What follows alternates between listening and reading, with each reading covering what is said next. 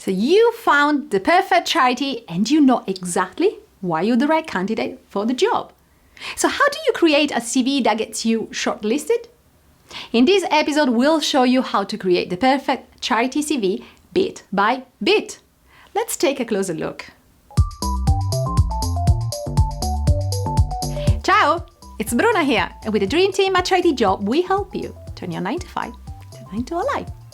So have you watched part 1 of this mini-series on charity applications? That's a pretty good start. If not, hit pause on this episode now and go check it out. You don't want to miss out on all those juicy information, right?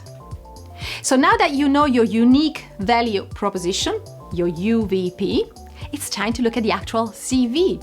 And we'll look at everything that you need to include to really wow recruiters and land that 9 to a life dream job. Let's break it down. First, the summary. The summary is important because it allows you to show a bit of who you are. But remember, don't just repeat what you said in your cover letter. Here you must be more concrete. Here is where you can show how your skills and your passion combined can inspire real change. Let's play a little game. We're going to put up on screen 2 different summaries. Can you spot which one is best? Number 1. Accomplished business professional with broad range of experience. Possess strong entrepreneurial skills and exemplary interpersonal skills. I love animals and therefore I'm looking to secure a role where I can make a difference. Number 2. Highly effective change agent with a history of building functions from the ground up. Never says no without offering an alternative solution. I am passionate about animal welfare and want to use my experience to help eliminate animal trafficking overseas. You see, the second one is more specific, more personal, and it shows how your passion will solve problems. It's not a me statement. Come on, no one wants to read that. Now, onto the heart of your CV, your work experience. If there's anything that we've learned from working with charity recruiters, is that there is nothing that they hate more than a vague CV that repeats itself. Let me tell you, when people write things like, I'm a marketing manager, and then list things such as, I run marketing campaigns, a recruiter thinks, really? So don't waste precious space. Rather use it to focus on the positive. Show the impact that you've made and provide evidence. And if it can be quantified, excellent. If not, remember that any achievement made some kind of contribution. Well, show it, embrace it, be proud of it. Let them see how powerful you are. How? Break down the main achievements for each work experience by context, action taken, and result. Look at this. Context. What was the problem or challenge that needed to be addressed? Action.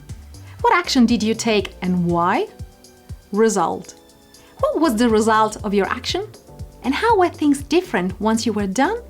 For example, the sports team I work for needed more exposure and had a limited budget. I reached out to a local health food store and organized an event that raised funds for local health initiatives.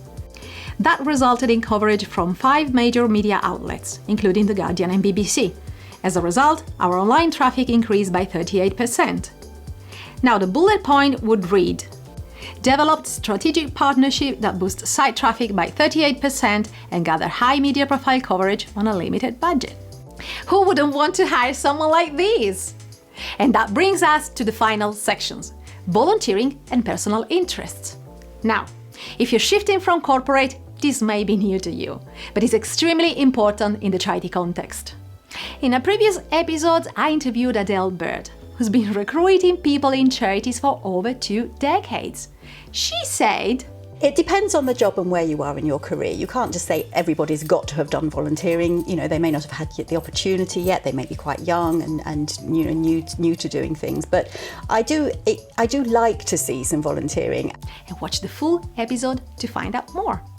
So if you volunteered, by all means, add it to your CV, and not in just a tiny space at the end of it, but create a proper full section for it, as it helps recruiters to see how committed you are. Volunteering is a huge part of the non-profit sector, and it's highly regarded as a professional step. So, give it the right focus.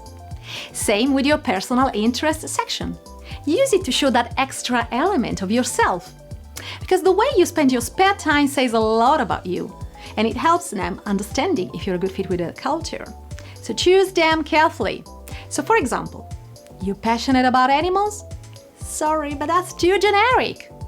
How could you turn this passion into an asset instead? Perhaps you're training your dogs and became an expert in behavioral issues? Write this. Be specific, relatable, concrete. And that's it. Think you're ready to submit your CV? Reread it again to ensure it's tailored to the charity and it conveys your UVP. Then put it on a side for a couple of days. Then bring it back and put yourself into the recruiter's shoes. Does it wow you? Yes? Then you've nailed it! You can click on apply and expect a call soon. And if you're still not sure where to start, we prepared a charity CV template specifically for you. Download it now. And I hope you found these tips useful. And I can't wait to hear all about your next role in charities.